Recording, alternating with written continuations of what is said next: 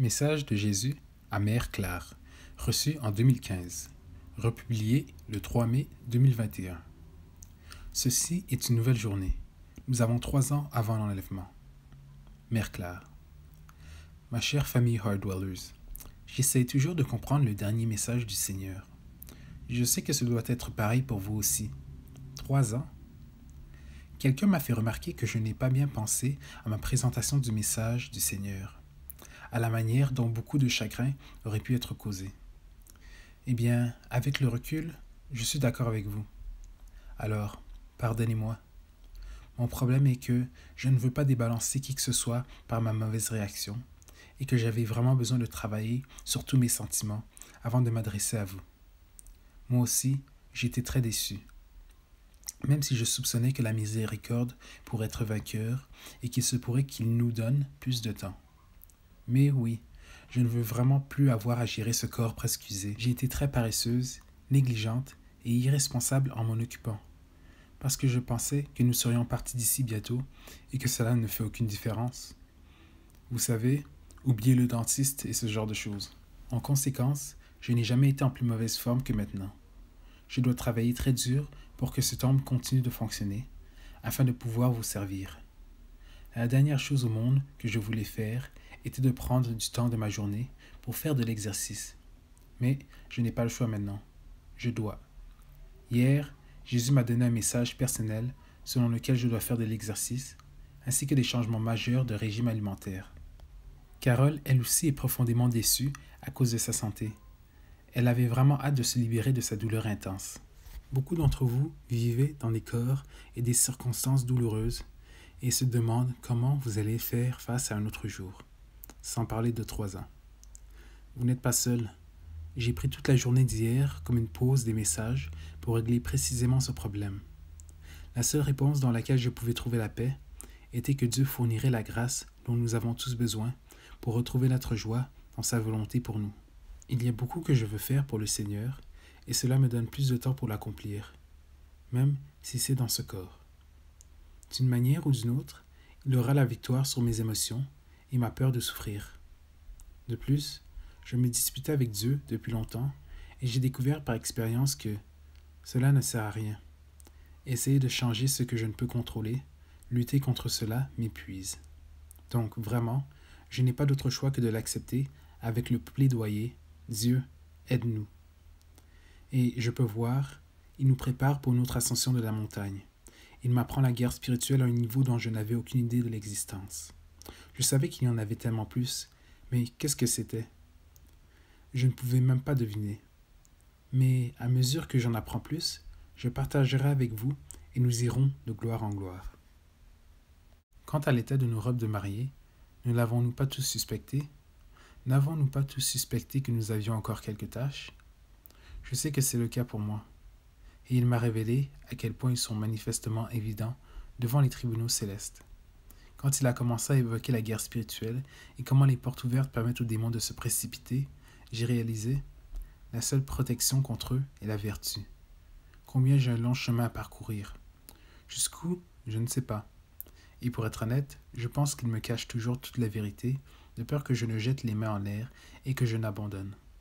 Non pas que ce soit une option, haha.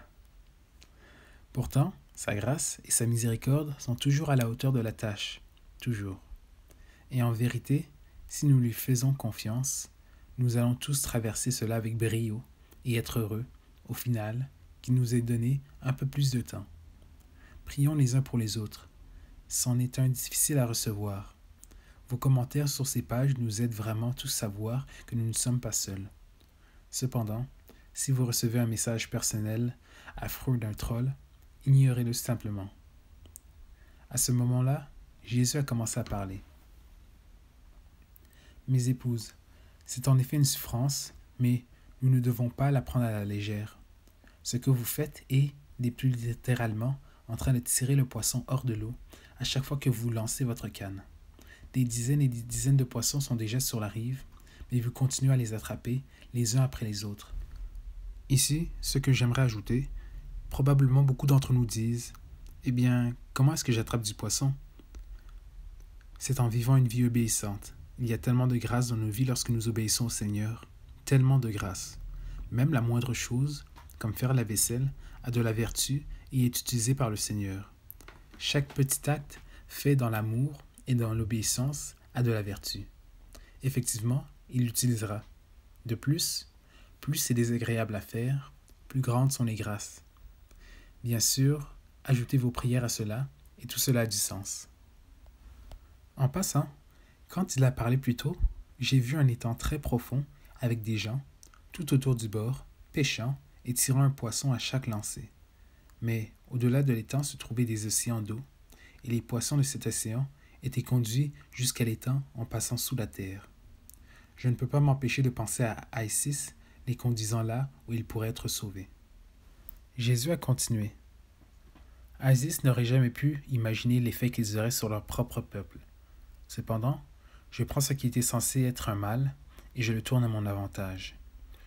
Au lieu que l'enfer se remplisse, c'est le ciel qui s'en remplit. Et ceux qui sont censés défendre la charia dans le reste du monde se tournent plutôt vers moi et abandonnent cette culture de la mort. Les personnes impliquées n'auraient jamais pu calculer le nombre de conversions qui résulteraient de leur brutalité. Mais il est vrai que le sang des martyrs est la semence de l'Église. Et je n'ai ignoré pas un seul cri humain venant de cette fosse du mal. Non, mon bras n'est pas trop court, car j'apporte une conversion radicale hors de cette tristesse mortelle. Et vous, mes épouses, portez des fruits abondants par votre coopération avec moi. Qui a connu la pensée du Seigneur ou qui a été son conseiller? Romains 11, 34. Ne donnez pas de coups de pied contre l'aiguillon, ne vous en prenez pas au messager, ne me tournez pas le dos.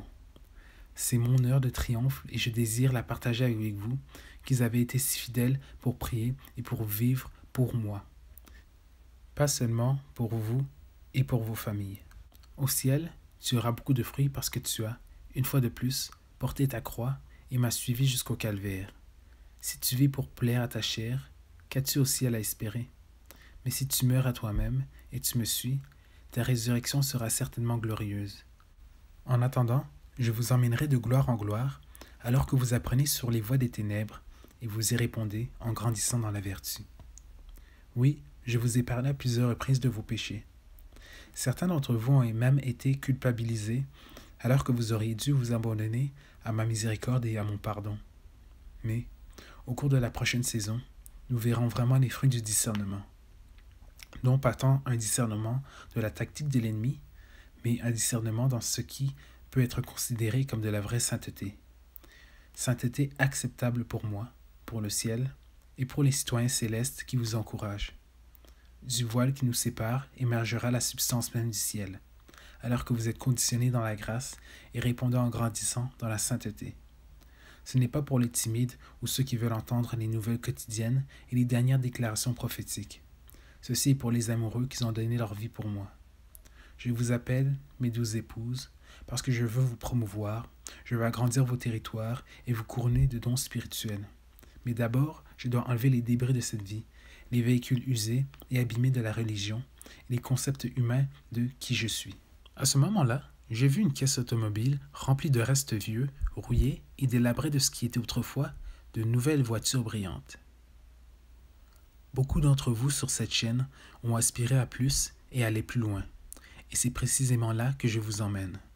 Ce faisant, vous vous détournerez de votre propre pensée et vous vous concentrerez sur la situation dans son ensemble, les millions de personnes qui n'ont pas eu la chance d'entrer dans le ciel. Beaucoup de ces musulmans sont des âmes pieuses, très pieuses et sensibles à ne pas offenser leur Dieu. Quand je les ferai le mien, ils deviendront des vases d'honneur, car ils m'honoreront avec une plus grande révérence que ceux des cultures occidentales. Ils seront éternellement reconnaissants d'avoir été délivrés du mal et ajoutés au royaume de justice, éternellement reconnaissants d'avoir été sauvés de leur enfer. De nombreux grands évangélistes émergeront parmi eux. Ainsi, je vous appelle maintenant à courir la course sans faiblir.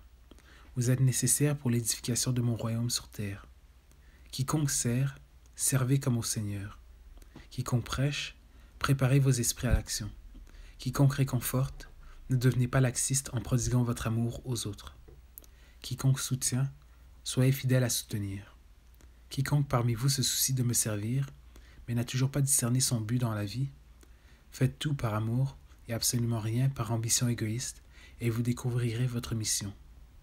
Bientôt, vous serez habile à entraver les œuvres des ténèbres dans votre propre vie et à aider les autres à comprendre que leur combat n'est pas contre la chair et le sang.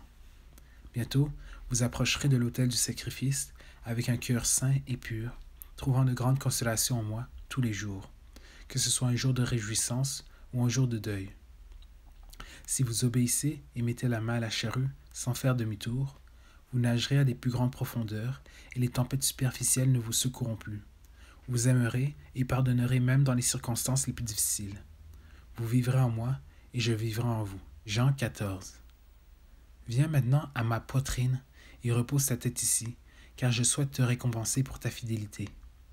Nous avançons vers un nouveau jour où l'avenir est brillant et glorieux. Préparez vos cœurs à l'action, laissez les regrets et les échecs du passé derrière vous, même ceux-là que j'ai utilisés pour vous préparer pour cette heure. Approchez-vous de moi et buvez aux eaux vives de mon cœur. Je suis tellement content que vous m'ayez aimé suffisamment pour vous résoudre à vous abandonner et à ne vivre que pour moi. Fin du message de Jésus à Mère Claire.